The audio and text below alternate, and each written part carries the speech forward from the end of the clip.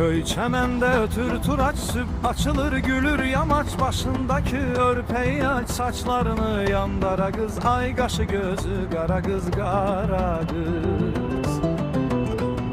saçlarını yandara kız ay kaşı gözü kara kız kara kız ay nurunu salırken de biz eyvanda görüşende toyumuzda söz düşende